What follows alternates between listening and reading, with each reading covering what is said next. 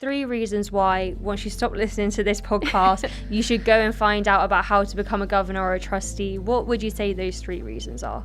One thing is that the feeling it gives you from actually spending time and giving back to your local community is a massive positive impact on your own well-being and mental health. How did you overcome those moments of imposter syndrome? If you don't have that feeling of being slightly an imposter, and then you're probably not actually achieving anything or progressing in your own career. So the gov.uk website states that the average age for a trustee is between the age of 55 to 65, and I obviously became a trustee at the age of 23, so there are a major gap that needs to be filled. How do you think that the world of governance and trustees can make sure that the boards are more inclusive and diverse and progressive?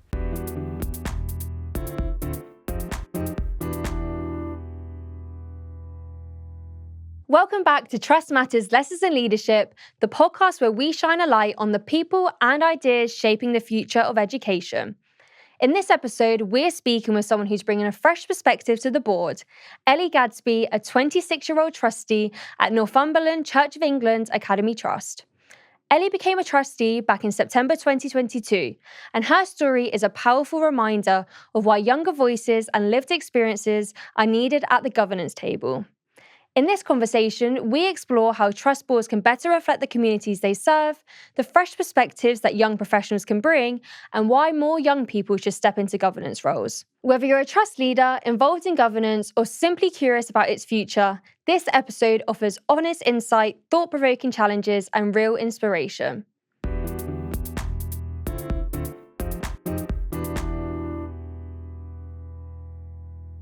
Welcome to the podcast, Ellie.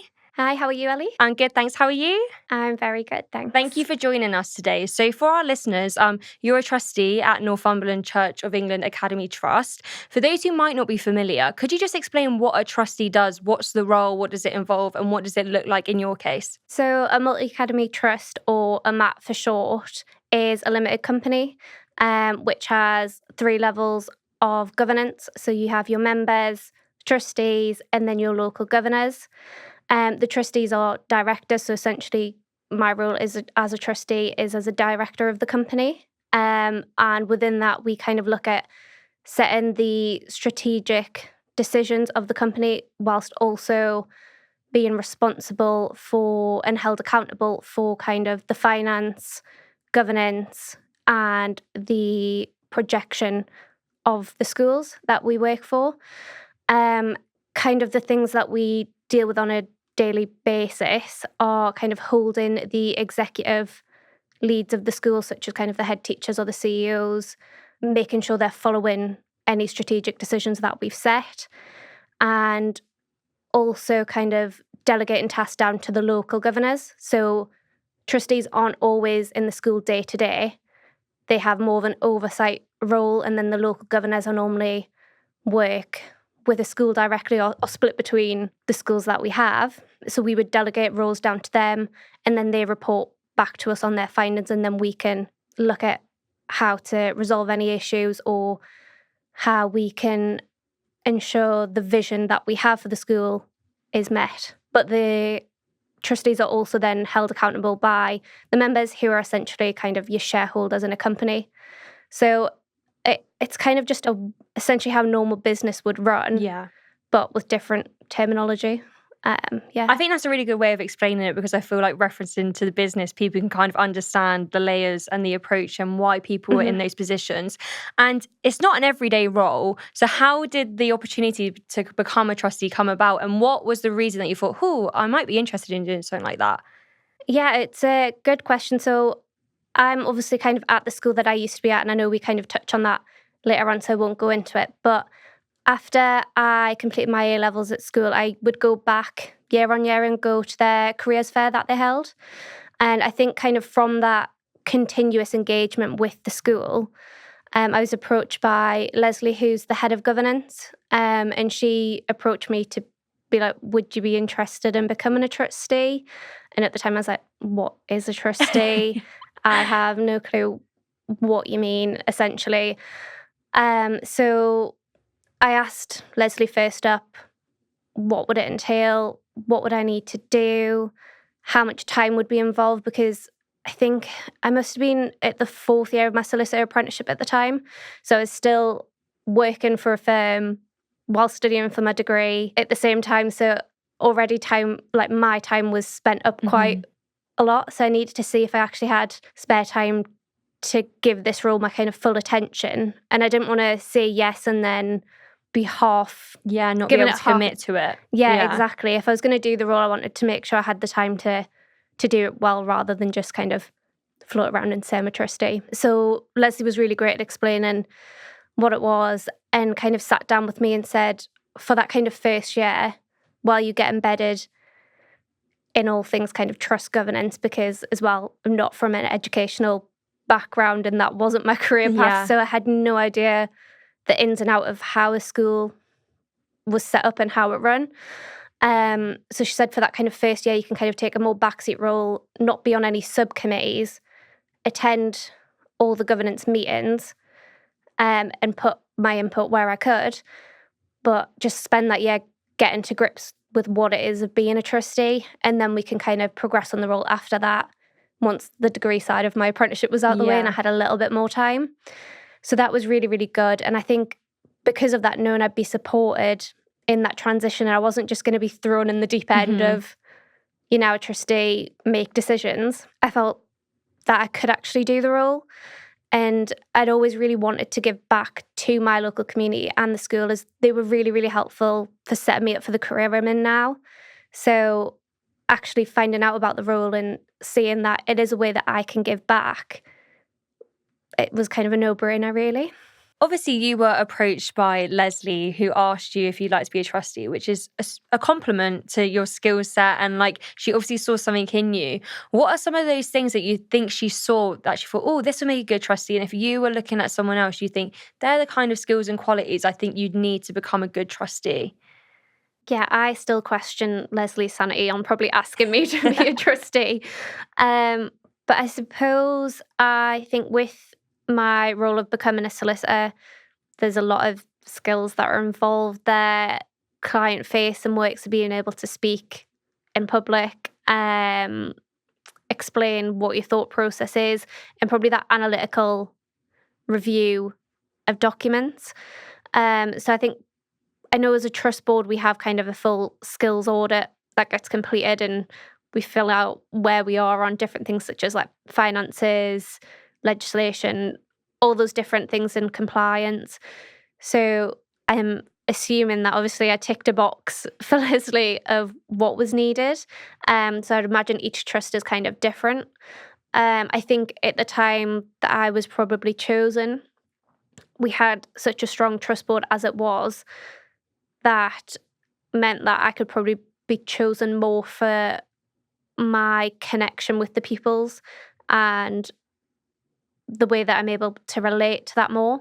And then again, because I'm started at such a young age as a trustee, the other skills I can kind of develop. So learning the rules of compliance within a trust, they're all things that I've developed whilst I've been on the trust board. So rather than probably having them up front, they're skills that I've developed by sitting with the other trustees and learning from them.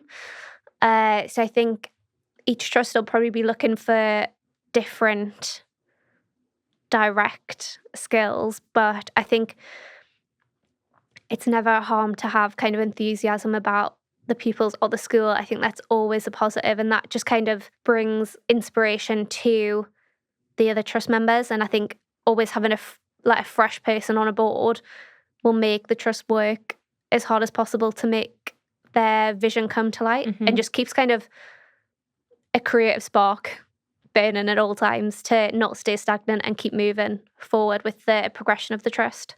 And what is that like, going full circle from being like a pupil at the school to now being a trustee, which like you said is like direct level of a company of the school that you used to attend? Like, how is that feeling? It is. It's a really surreal feeling and very strange. I mean, it's absolutely lovely to be able to go back into the school and give back. And I think, as I touched on, they were really helpful with setting me up for my career today. So it was the career officer at the time, Mark Fox, who knew that I was really into becoming a solicitor And he put me on the path of the solicitor apprenticeship that I ended up getting, which was a brand new role at the time and I didn't know about. So he kind of put that opportunity in front of me, which obviously kind of worked out really well for me. And without that, I might not be where I am today. So being able to go back and give back to the school is like really, really great. But as you said, it can be really weird walking around the school halls and seeing your old teachers. And like, I just can't get away with calling them by their first name. Yeah. It's still like, hi, Mr. Smeaton. Hi, Mr. Line. And it's funny because now you're the one who's like technically above them. It's like crazy for once. Like you're the one like, oh, make sure you're staying in line. Yeah, I'm still making sure I walk on the left-hand side of the corridor quietly. So it's really, really strange, but it's lovely being back in the school. And how old were you? 24 when you started? Yeah, it was a couple of years ago now, so maybe 23, 24 when I started. So quite young, still just a baby. Yeah, and like, why do you think that's so important to have? And like, was there any, not pushback, but I guess you go into those roles and a lot of people around you are a lot older in those sort of situations. Like, how did it feel going in at only 23, 24? And like, what was the reception like when you're so young? It was really daunting actually going in because, as you said, everyone in there was kind of a very professional background. They always were very well put together and looked very professional. And I was there like, I still have no clue what's going on, just happy to be here. But actually the reception was really, really good and encouraging. And I'm lucky that the trust board that I'm a part of are all very welcoming. And they were really appreciative of having a younger person join the trust board and actually seek my opinion on things for a fresh perspective, which is really, really nice that they encouraged me to be involved. And I think it was the first kind of full meeting that we did as a trust board, local governors and members. We sometimes kind of do that once a year. We have like a full meeting with everyone together and have a strategy day. And Leslie asked me to kind of just give a talk on my experience of going through the school and how I got to where I am now, just to kind of reignite that spark of what the school can do and how it can help people's like reach the dreams that they have. So it's all been really, really interesting and actually very special to go back and be asked to be a part of it. And what are some of those things that you can bring like a fresh perspective on for being so much younger, being a lot closer to your time when you were in education and also at that school? Like, what are some of the things that you can think of, like, these are things I've brought forward that might not have otherwise been spoken about? I think just in general stuff like kind of technology, the use of AI in the workplace now, because I think that is a massive deal. Obviously, pupils kind of need to understand what the workspace is going to look like when they're qualifying and getting jobs. So I think being able to kind of bring a fresh perspective on that. Also coming out of kind of the COVID-19 pandemic, there's a lot of changes again to the way we work, to the way we learn. So being able to go through those myself, kind of, I think when COVID-19 hit, I would have been I was at university still and working. And, you know, the change of going completely remote to online learning as well had a massive impact on everyone, kind of both socially and mentally. Yeah. And like the development of your career. So being able to kind of bring fresh ideas and perspectives of how that might impact our pupils and what we need to put in place to ensure that we have a solution to this or best able our pupils to deal with any changes like this is something that I've probably been able to kind of just, even if it's not a solution, bring an idea of we need to take this into account when thinking about going forward.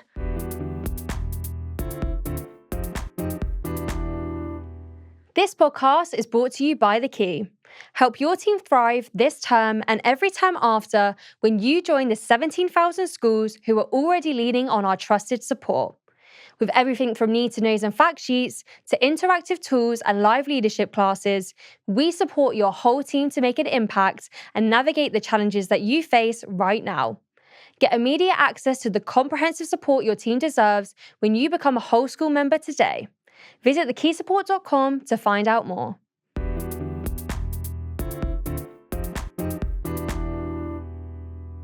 And how do you think that trusts can encourage more young people to get into governance and then obviously become trustees? I feel like it's one of those things, it's a role that you always see as like, oh, that happens, like older people do that. Like Yeah. how can we get to a place to encourage young people, make them aware that it's an option, and like even if it's people in the local area, like alumni like you, like how would you see that working in like a trust?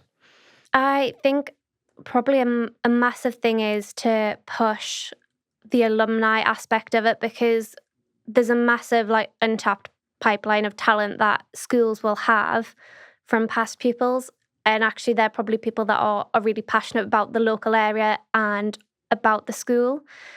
So I think, reaching out to past pupils, or even speaking, especially when it gets to A-level time, to students about this is an option if you want to stay in contact with the school. We can kind of help you either become a governor or a trustee and kind of promote it more, because as I said, when I was approached by Leslie, I didn't know it was a role.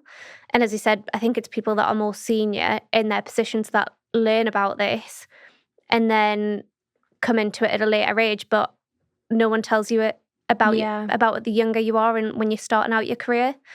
So I think having kind of more advertisement for the role or more kind of publicity for what it entails would be really helpful. And it's also the benefits that it brings to younger people starting their careers. It gives them like a lot more benefits than you kind of understand, kind of the confidence of speaking up in meetings, having a different perspective.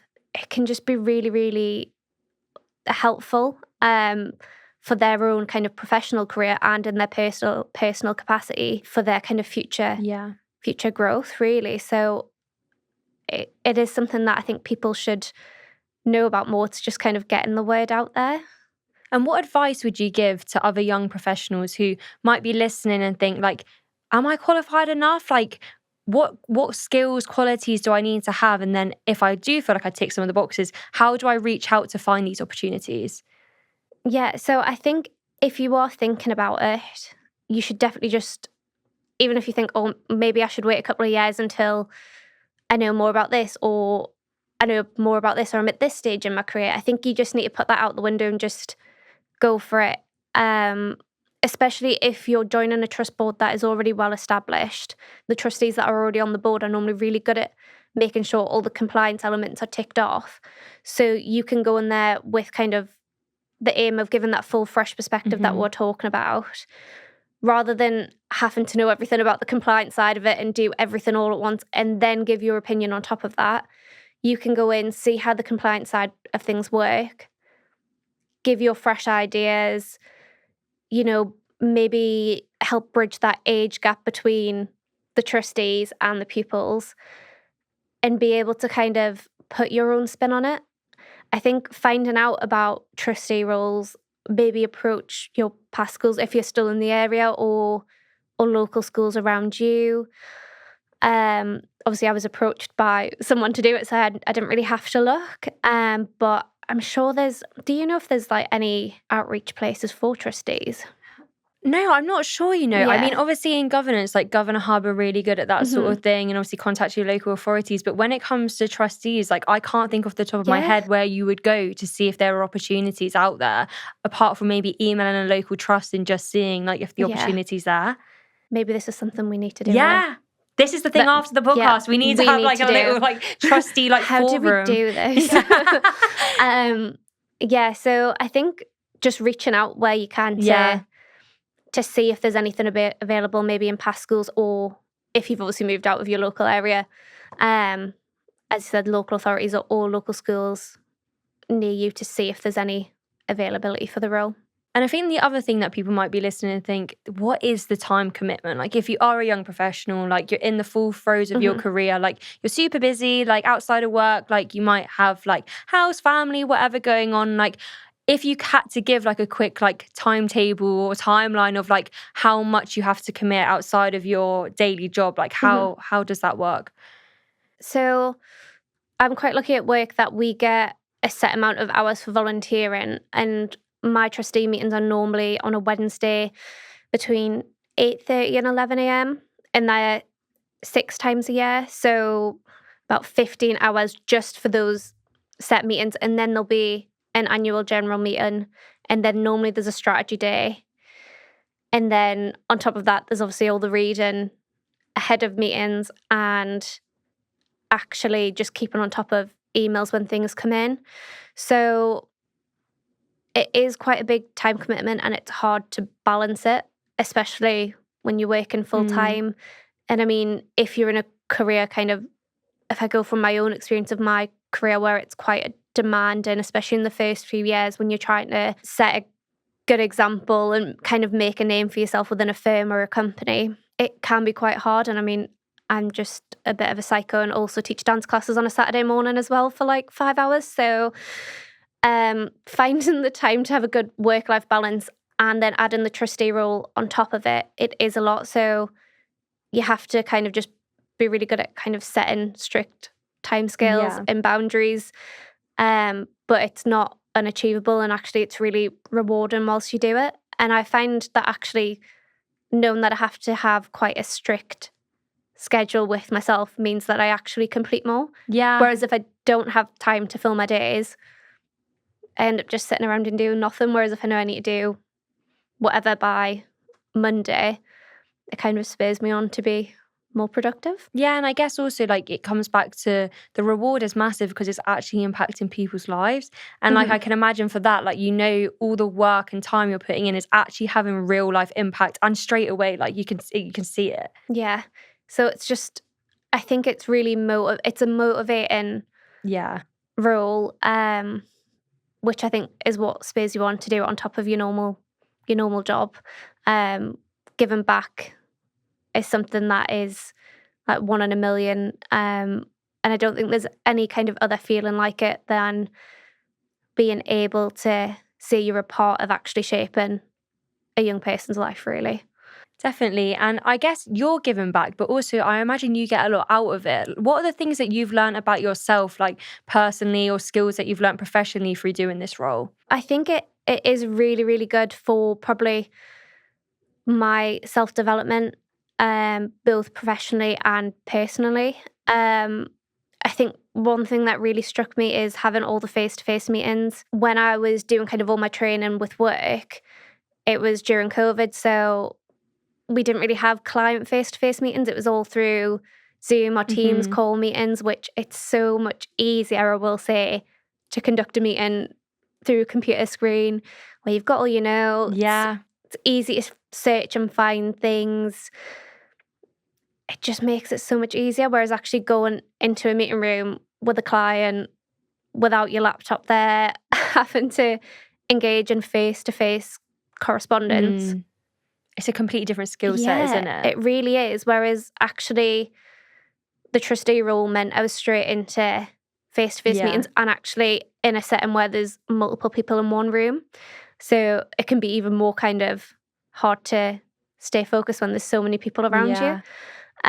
So now that actually we're in that kind of post-COVID world where face-to-face meetings are starting to make a comeback at work, I just feel so much more prepared for them, which has been massively positive and just made my day-to-day work a bit easier. And I think it's really helped me get a different perspective as well and just made me more rounded rather than just focused on one thing at work. Like you've got a view of a few different things of everything that's going around you, and it ends up being a really good talking point for networking, which in a business, networking is everything. So it's really nice to have like a different talking point rather than your day-to-day work.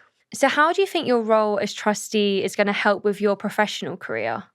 I think that you can really make the trustee role apply to your professional career in many ways. There's a lot of crossover between it. So I think we've already mentioned kind of the face-to-face meeting skills and being comfortable in a boardroom surrounding. So that's kind of one thing. But I think personally in my career as a solicitor, I obviously want to look to progressing up the career path by moving on to kind of being an associate, a managing associate, and kind of up those levels, which would involve probably more people management and supervision of colleagues. So rather than just kind of focusing on yourself and your own work, it's actually management of other people. So I think obviously the role as a trustee, where you are essentially a director of a large organisation, where you've got staff, you've got objectives of making sure you get the best performance of the pupils within the school, that straight up is kind of people management 101. Yeah. So seeing that from the behind the scenes kind of side of a business is really kind of crucial to helping with your professional development. And I suppose there's not many 26-year-olds that are starting out in their career that can get the opportunity to kind of be a director and be involved at kind of the table making those key decisions. So it's really incentive and insightful to actually be behind that decision-making process, which, as I say, you don't get that often as a 26-year-old normally. And going into those like face-to-face meetings for the first time must have been really daunting. And I feel like that's the sort of place where imposter syndrome really takes over, when you're sat around people, like you say, probably older than you, been doing it for a while, been in their careers a while, like seem to be really confident and know what they're doing. How did you overcome those moments of imposter syndrome? And like, how did you build the confidence to speak out, even like you say, if you didn't know all the policies and procedures and the compliance and what you were doing straight away? I would still say I probably deal with that imposter syndrome all the time, sometimes daily if it's a bad week, at least once a week most of the time. So I'm probably not the right person to say how to deal with it completely. But I think what I really do with imposter syndrome is look at it as a positive, because if you don't have that feeling of being slightly an imposter and pushing yourself outside your normal comfort zone, or like your safety bubble, as I would call it, then you're probably not actually achieving anything or progressing in your own career. So those opportunities where you do feel a bit like an imposter, it's just something new. And that's kind of the way I like to look at it, which makes it feel a bit better. It means that I'm not staying stagnant, and actually I'm gaining new skills that I probably didn't have. And I mean, like this meeting right now, it is absolutely real imposter syndrome. And I imagine probably when you did your first podcast. Yeah, massively. I mean, like when you're sat in front of like a mic in a room with all these lights and you think, why am I here? Why me? But like you say, I feel like you don't grow in your comfort zone. Yeah. And especially at our age, I feel like you have to put yourselves in those uncomfortable positions to grow. And then once you've done something once, you're like, well, I can do the next thing. And then you might be really scared in the lead up to it. You might be scared doing it. But once you've done it, the confidence that you get off the back of that is crazy, isn't it? It's such like a nice, rewarding feeling once you've done it once. And I mean, as you said, you'll still probably always have that niggling feeling of, oh, I'm doing this again, but actually I've done it once, I can do it again. That feeling of, oh, it's a little bit uneasy is still there. But the more you do something, the more you push yourself out your comfort zone, the easier it becomes to help yourself develop into whatever professional you want to be. And I think, as you said, at our age, it's what we need to do. Otherwise, you're never going to become what you expect of, you know, when you look at kind of a CEO and they look so confident and calm and collected all the time, you're like, oh God, I wish I was like that. Like, I wish I was. Yeah, but they were here once. Yeah. And like you have to put yourself in those situations to like scare yourself and grow and learn. Because also you learn from your mistakes. Like you don't learn from doing things well all the time because it's things you've always done. Like you have to make mistakes and learn how to do things a different way. Otherwise, like you are stagnant. Yeah. And I mean, they've got like 30 plus years of experience compared to what we have. So of course they're going to be able to look like they're doing things easier. But actually when you do sit down and speak to them, like I've spoke to partners in my firm and they still feel like they get imposter syndrome. Yeah. Like all the time. So I think it's just learning to accept that although you feel like an imposter, it's a good sign. And it's good that you're being given the opportunities to do something more. And what are some of the things that you've learned from more experienced trustees? I've managed to learn a lot from the trustees on our board. I honestly couldn't praise them enough because they're some really amazing professionals and I really look up to them and hope to one day be as good of a trustee as they are. But I think when I look around the table at the people that I'm on the trust board with, the fact that even these professionals aren't scared to ask questions if they don't understand something, that has probably been one of the most biggest kind of takeaways that I've had, in that it's okay to ask questions if you don't understand something. The kind of prerogative of the trust board is that we make sure any decisions we're implementing are right for the pupils. And so that doesn't come about if you just nod, even when you don't know what's going on. It's about fully understanding what we're doing and making sure we have a full grasp on what is going on, even if that means we have to look a little bit stupid and ask a question that might seem obvious. Yeah. That is probably one of the things that I've taken away in both my role as a trustee and actually in work as well, that it's okay just to ask questions.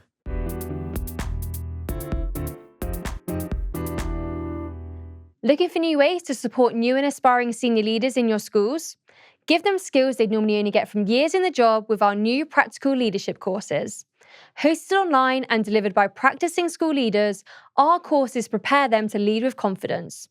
With courses covering people management, budgets, subject leadership, and more, you can upskill your whole leadership team with unlimited places as part of your subscription to The Key. Visit cpd.thekeysupport.com to find out more.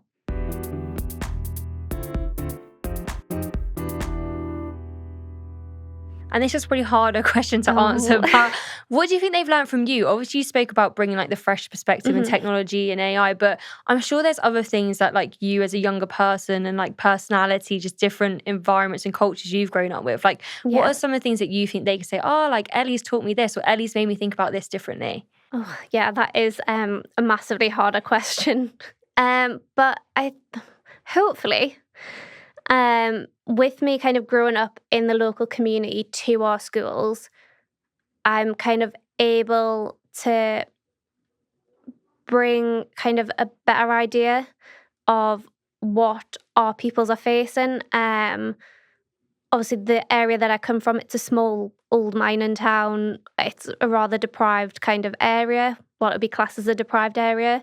And so schools within those areas face their own challenges in comparison to those who don't. So I think I'm probably able to really hone in on that perspective and just give kind of my own kind of personal experiences. So on top of just being a younger trustee and being able to connect on a closer age level to the pupils, I'm also from the same kind of demographic as them. Yeah. So I think that combined helps me kind of bridge the gap. I think I was looking at some statistics and I think the average on the gov.uk website says that the average age of a trustee is between like 55 and 65. That's crazy. Which is crazy. And if you think of GCSE level, even if you look at that lower end of that 55 scale, that's like 4 decades gap. And I'd imagine that means they're probably kind of boomers and the kids in school are Gen Alpha, is that it? Gen Alpha. Beta? Alpha, I think. Yeah, I think it's Alpha now, the kids in school, or just under Gen Z, then into Alpha, And I'm in Gen Z still, but that kind of massive gap, we kind of like are able to bridge it, although there is still a gap in the middle of like millennials, but it kind of balances the scale a little bit and just kind of gives that perspective of what the current issues are with kind of social media, obviously the COVID-19 pandemic, and like everything that they're going to be facing going into their world of work. Essentially, it kind of just closed that gap, and hopefully I'm that kind of person on the board. Everyone else is really great at all the other stuff and they can do it with their eyes closed probably, but I can just kind of give my insight on those areas. Which is super important, because I think when you say it like that and it's 4 decades worth, and think of how much has changed in that time since they went to school. And like you say, it's not even just the stuff in school. It's like social media, technology, culture, like the way people treat each other, the way people speak to each other, like that all changes like in 5 years. And like I feel like people I speak to in college, I'm like, they're from a different world, let alone someone who's like 4 decades younger than you in GCSE level. So it is, I think that really highlights how important it is that you have people our age and younger on those boards to give that perspective, to bridge that gap. And what are some of the aspirations that you have for your role on the trust board? Like, where do you see your role going? What are some of the things that you hope to like implement and champion? I think if I had like my own little 5-year plan, imaginary little 5-year plan, I would want to just kind of get more comfortable within the role. And then I think something I'm really keen on is kind of wellness. So both in relation to the children within the school, but also like the staff. Retention of staff is obviously a massive issue, and recruiting staff as well, because I feel like at the minute there's a massive increase in issues with both kind of mental health and wellness within schools, as I said, both with the students and with teachers. So I think if there was an area on the board that is something I would like to be involved with and make sure we deal with effectively, I think going forward that would be what I would see myself doing, because that's just something I'm really interested in.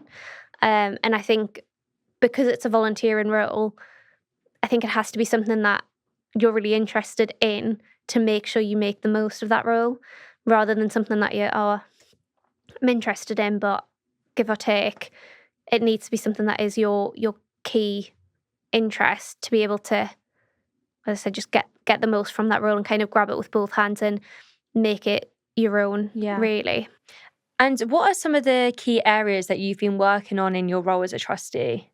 Obviously, I'd mentioned kind of that first year was kind of a very transition year while I was getting embedded into the trust, learning all the terminology of what was going on, since I had no clue what the educational sector entailed. So getting to grips with the various acronyms. Too many acronyms, so many acronyms. I'm still getting to grips with all the acronyms. I was so happy when I found the little kind of acronym spreadsheet on the Governor glossary. Hub. That was the so best. helpful. But anyway, so while I was getting to grips with that was a nice transition period. And then after that, so we have like lots of little subcommittees, just so we're not getting the full board together for every single decision. But I sit on the endowment fund. So that kind of entails obviously looking at the funding we give to different schools and reviewing applications for funding. So whether that be music equipment, playgrounds. I think recently we had kind of stuff for renewing. We've got like a steel pan drum collection, which I remember actually from when I was at school. And it used to be great in assemblies when they all used to play the steel pan drums. So it was kind of refurbishing them, and I think that was a really interesting thing for me to get involved with, because when I was a pupil at the school, I didn't even know that's what happened or how the funding came about. Yeah, it's interesting because you experienced the joy of doing it, but you had no idea what has to go in the background to make those sort of things happen. And that is a real full circle moment for using it. And now you're like, how do we fund doing this again for the pupils who are there now? Yeah, exactly. So I feel like that's a really nice committee for me to be on, because actually when we're trying to decide of where the funding is best spent, I can clearly recall back, well, what would it be now? 10 years, which is quite scary. But when I was kind of that would be when I was about a GCSE pupil, of what funding made the kind of most impactful decision on pupils in the school. And I think that it's, you can never replicate that. So the stuff like the music, that gives so much joy to a lot of kids, especially when you're from kind of a disadvantaged background where you don't normally have private tutors for musical instruments, or you maybe can't afford musical instruments at home. Being able to get involved in kind of that creative side at school is so beneficial, and it just kind of really helps with pupil development. So it's a really, really interesting committee to be on for me. How does that work as well, though? Because again, you mentioned before, funding is one of the hardest parts of being in the education sector. Like, there's not a big pot of money to go around. How do you make those decisions? Because they're very, like you say, they're real life and they're impactful, and it's hard to say we can't put the money there, but we can there. Like, how does that work with your conscience and it's not just like if you're in a business and you're spending money, like these are things that are impacting like real life people's lives. Yeah, so it is really hard, and you kind of want to just be like, yeah, get everything, do everything. But I suppose when you have to think of it kind of with your business head on, it's what's gonna be the most useful kind of in the long term. So rather than kind of a short term expensive, done and over with, what is gonna benefit the peoples in the long run? So it is a hard decision, and we always try to fund the activities that we can when we can. But obviously sometimes if it's a massive expense, or if we're not certain how long the benefit of this investment will last, we try and look at other ways around. So whether there can be any match funding, whether we can look at the members, shareholders, whether they would be willing to kind of invest in any of the items that we're doing, whether we can do fundraising within the school and the local community. So there's always options, like if the endowment fund can't give the money directly to it. And it's been quite a nice time for me to join the trust board, as I think it was just as I was joining as a trustee was the first year that we'd not been in a deficit since becoming a multi-academy trust. So that was kind of really, really nice to be a part of it when it's making such a positive progress in relation to financing of the trust. And you speak about recruitment and retention. I mean, there's loads of issues in the sector. There's loads of good things as well. But recruitment and retention are kind of one of the ones that are really up there, like a real pinch point in the sector. What are some of the things that you're doing in your trust to address that? So I think some of the things that we're doing as a trust board are really looking into how we promote, obviously, wellbeing with the teachers that we have in the school, making sure that there's a clear progression path as well. So rather than, if possible, rather than recruiting in a higher level person to become a head teacher, see if we can make sure there's programs in place to ensure there's development for the staff that we've already got in the school, so we can kind of make sure there's a progression path up so they don't feel like they're just sat and stuck in the same place. So make sure there's a progression path for them that they can see clearly, and then recruiting in from the bottom and then again feeding back its way up where possible. I think that's something that can really help raise the aspirations of teachers and make them feel like they've got a career path of their own, and making it clear that we value the work that they have done in the school, and so we're going to promote them where possible and make sure they've got the training that they want to do and they're able to deliver the lessons that they see fit for the kids. And kind of just make sure they've got that spark behind them. I think a lot of the teachers that we have, they've got major ambition and they've got a massive fire burning within them. So as kind of trustees, our role is to make sure they've got the tools to build a bigger fire and kind of share their enjoyment of their role with the students.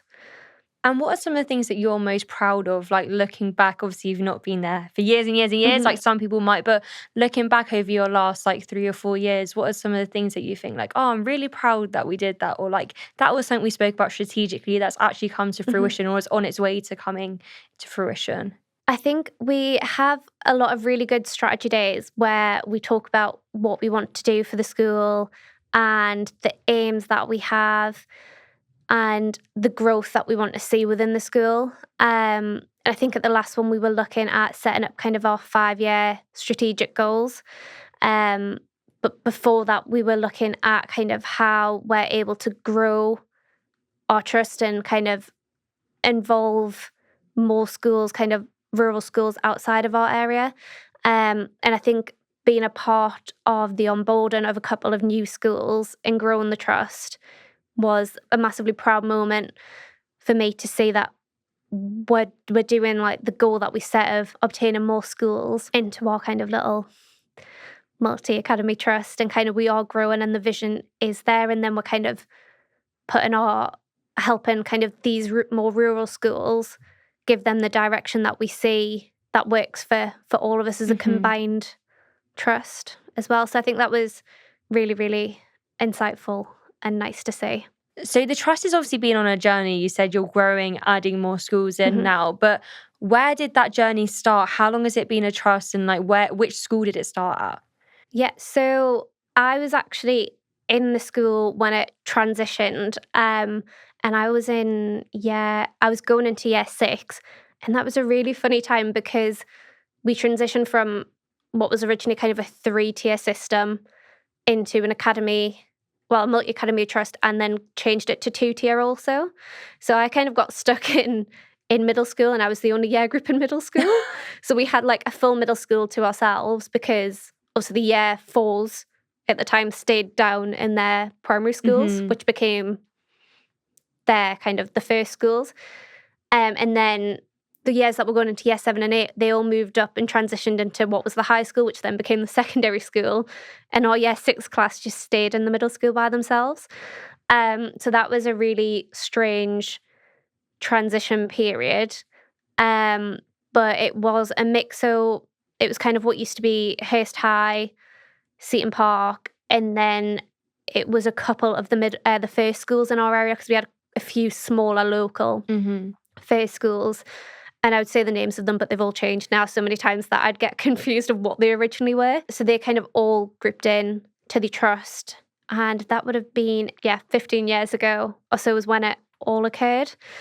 So it's been a long progress then of just expanding the trust and getting to where we are now, which has been a crazy journey to be a part of it when it first started and changed to a multi-academy trust to now coming back round to be a trustee. Yeah, so you started the journey as the pupil and now you're a trustee and it continues to grow. Like that really is like a full circle. Yeah. There from the beginning to to the end. So with the growth plans now, is that geographically other schools in the area, or are you looking to branch out? Or So I think we're predominantly focused on our area. So we're northeast Northumberland. And predominantly all the schools that we have are in that area, although we have now started going a bit further north, but still kind of within a 30-minute drive, so not completely a different area.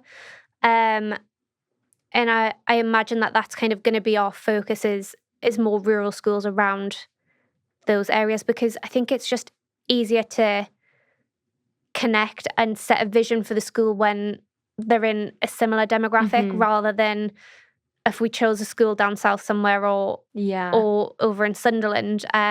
It's going to be probably a very different local community to the feel of what we've got now. So I think that probably plays a part in it, and you don't want to kind of get a bit too disconnected from the trust. And how does that process work as the trustee, like managing growth and making sure you're growing at the right sort of rate, not too fast, not too slow? Yeah, so it's a hard decision to make, and I think it's one that all of the trustees get involved with.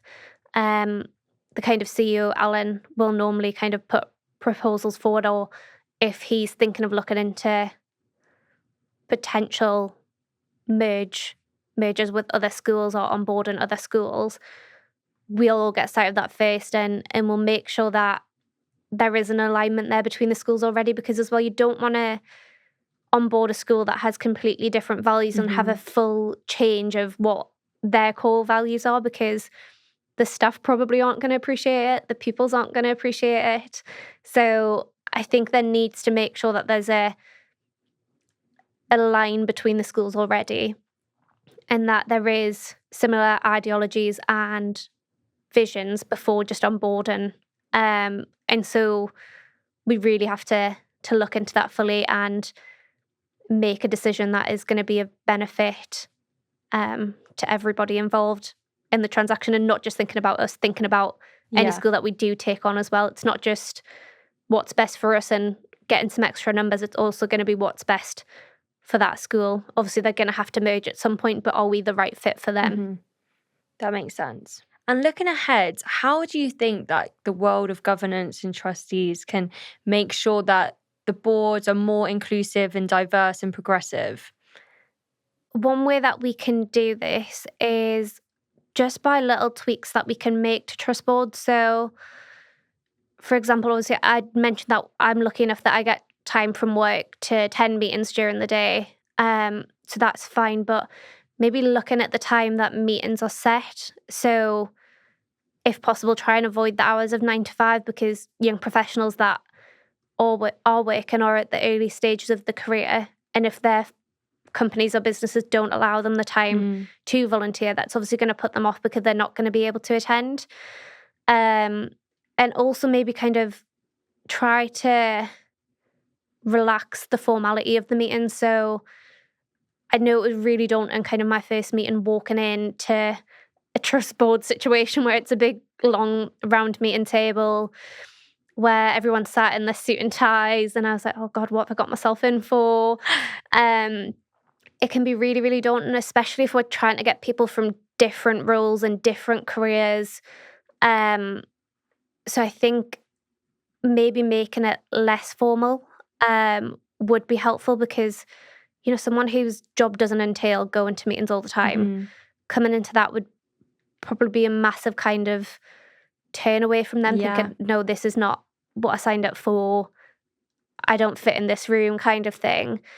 So I think that is one thing that could maybe look to change. Obviously, I think the idea of obviously having it all smart, suited and booted within those kind of school times is because obviously you're walking around a school and you want to set a good example for the pupils around you. But I think the workplace is changing. I mean, when I go into the office, I don't often wear a suit now. I'll wear maybe a black pair of pants, a jumper, sometimes jeans if it's a Friday. Like, you kind of dress for the day now.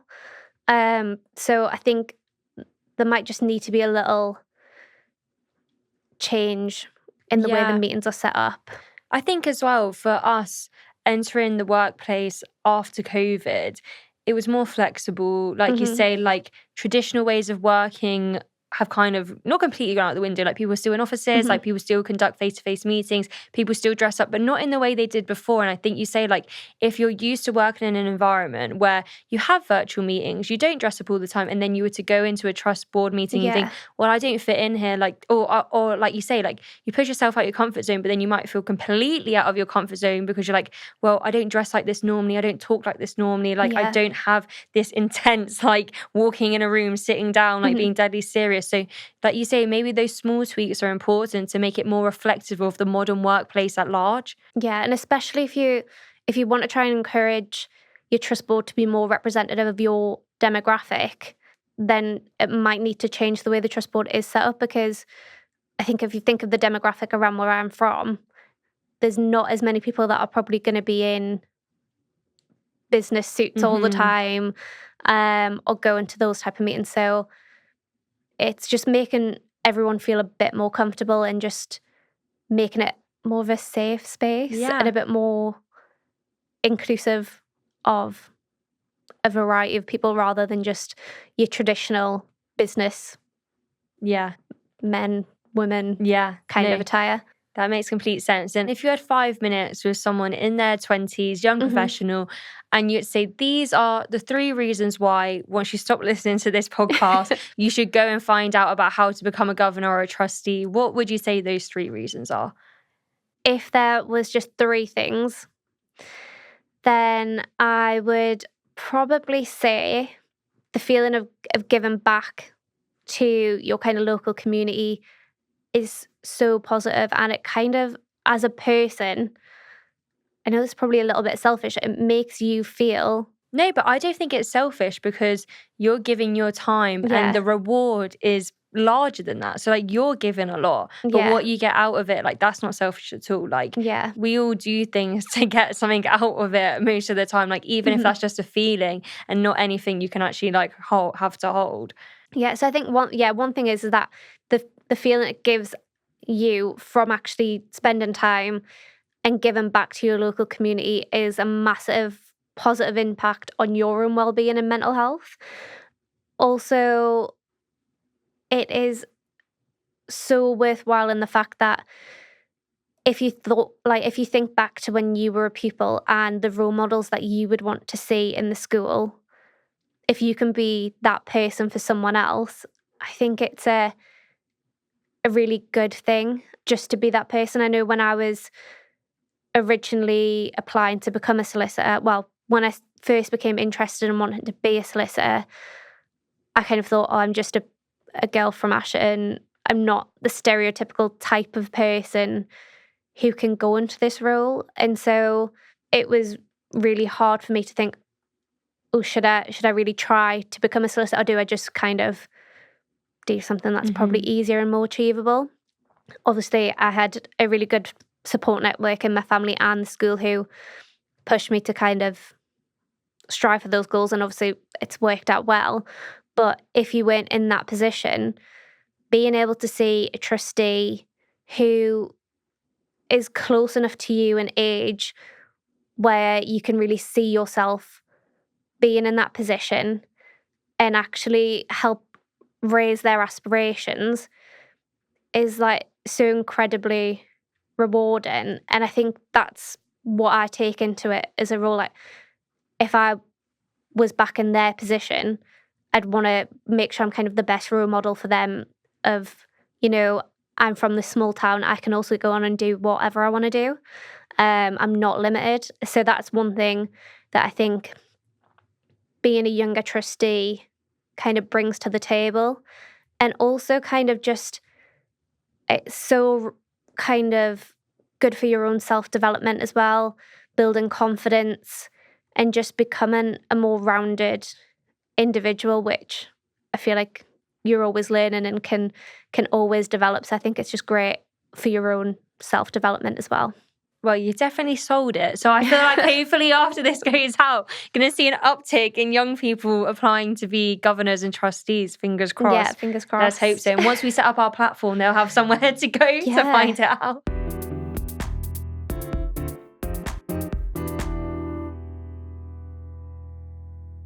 We like to finish the podcast with a 4-question quickfire round. So they're only quick and snappy, so don't worry, no pressure on long answers. So number 1 is, what do you think is the single biggest challenge facing the education sector at this point? I feel like now I'm going to repeat myself on the whole probably mental health and well-being. Again, both students and teachers, I think that's a big thing. But also probably the lack of funding. I think there's a lot of issues that have arisen over the past 5 to 10 years, but the funding for schools hasn't seemed to increase in line with the additional issues that teachers and staff have to face on a day-to-day basis. So I think that is something that is a major issue, and I'm not sure how that gets addressed right now, but I think that is something that we just need to keep an eye on and watch out for. Question 2, what motivates you on difficult days? I think probably going back to that idea of being a good role model. So thinking about the people that you could be inspiring is what really motivates me to think, oh, I'm going to get up today, I'll do my work, I'll do my trustee work, and I'll keep on top of everything.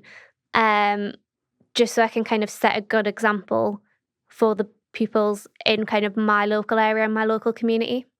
And question number 3, what has been your proudest achievement in your career so far? Oh, that is a really hard question. I feel like I'm very self-critical of myself, so I'm not very good at keeping score of what is my most proudest moment. But if I had to say something, I'd probably say actually being picked to kind of speak on panels about the trustee role, doing this podcast, kind of being approached to do these things gives me a sense of pride, because a year ago I'd never think that I'd be asked to do anything like this or would have anything actually inspirational to say on these type of matters. So I think, being chosen to do this type of work is probably one of my proudest moments, but hopefully there'll be a lot more because I've got a long career ahead of me. Yeah, I mean, this is only I think that's the exciting part. This is only the start. So podcast now, tomorrow, the film industry. Maybe take a step back on that TED Talk. And final question, what are you most looking forward to? Well, we've not got loads left of this academic year, so maybe going into the next academic year as well. Probably personally just seeing kind of my own growth within the trust and trying to really take on a larger role now that I'm kind of really embedded and feel comfortable on the trust board. So I think like my progression within the board, and then also just seeing where we go next in terms of growth and performance, and just always trying to do what's best for the kids, really. I think that's what I look forward to seeing each year.